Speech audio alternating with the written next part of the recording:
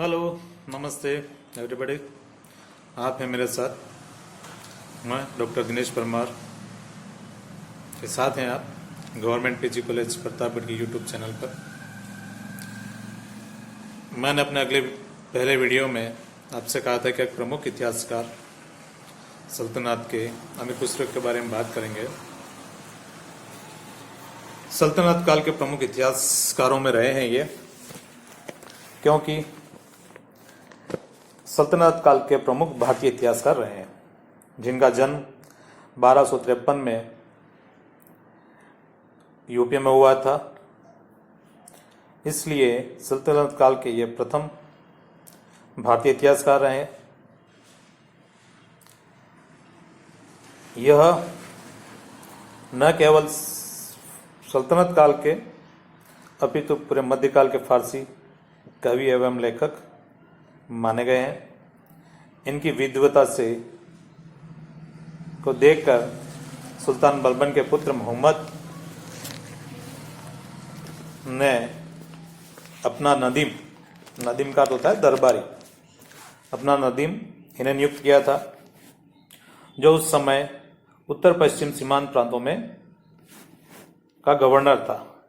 और आपको बता दूं कि यही मोहम्मद है जिसकी मृत्यु पे बलबन ने आंसू नहीं बहाए। दरबार में एक क्रूर शासक के रूप में क्रूर नहा करके एक दरबार और एक सल्तनत, एक सुल्तान की गरिमा और प्रतिष्ठा को लेकर के बैठा रहा और कोने में जा करके फुट फुट के रोया था।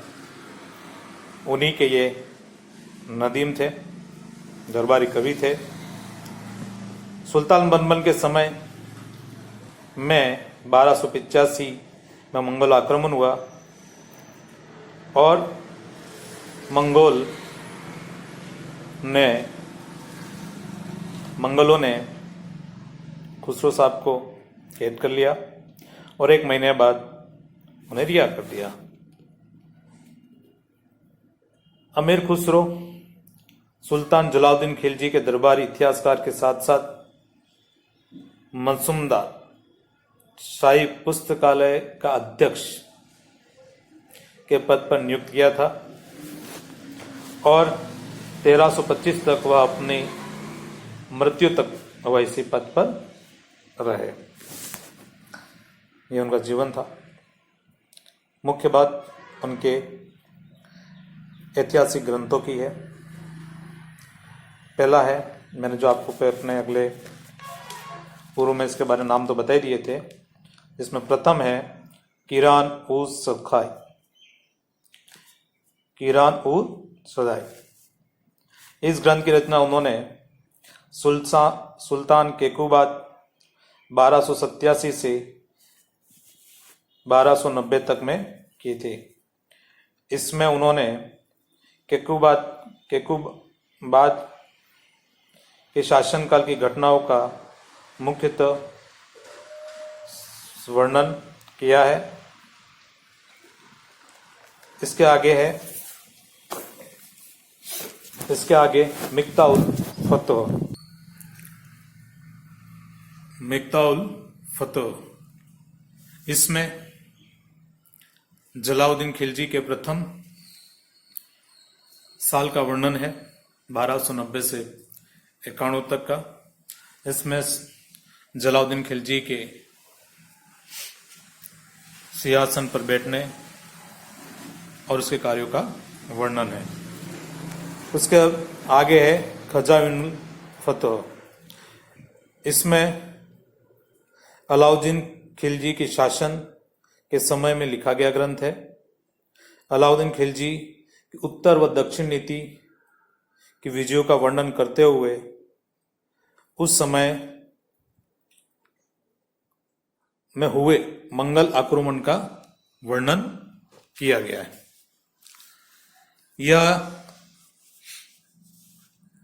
यह खुसरो साहब का और अलाउद्दीन खिलजी का प्रमुख ग्रंथ माना जाता है, क्योंकि इसमें अलाउद्दीन खिलजी की उत्तर दक्षिण की जो नीतियां हैं उसका पूर्ण वर्णन मिलता है। उसके बाद है देवल रानी खिज्र खां।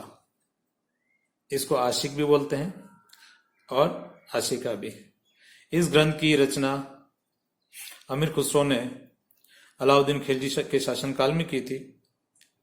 खिज्र खां अलाउद्दीन खिलजी का पुत्र था और उसी की एक प्रेम कथा है।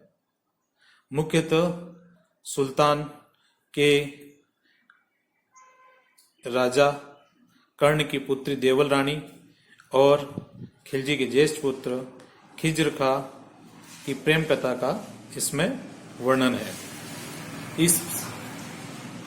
इसमें अमीर खुसरो ने अलाउद्दीन खिलजी के अंतिम दिनों में मलिक काफूर द्वारा सत्ता पर कब्जा करने का या हथियाने का वर्णन हमें प्राप्त होता है कि उसने किस तरह शातिरगिरी की और वह असफल रहा।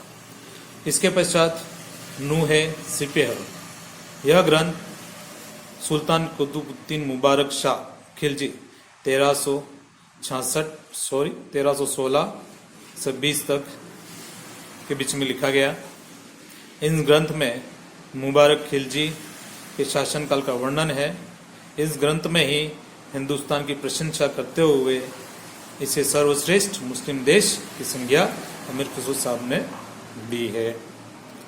इसके पश्चात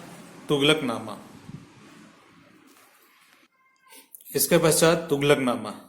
यह ग्रंथ जलाउद्दीन खिलजी साहब के समय गयासुद्दीन तुगलक के समय लिखी गई है, जिसमें ओनली तुगलक साहब का ही वर्णन प्राप्त होता है। अमीर खुसरो लेखन के साथ साथ में संगीत के प्रति भी उनका बड़ा इंटरेस्ट था।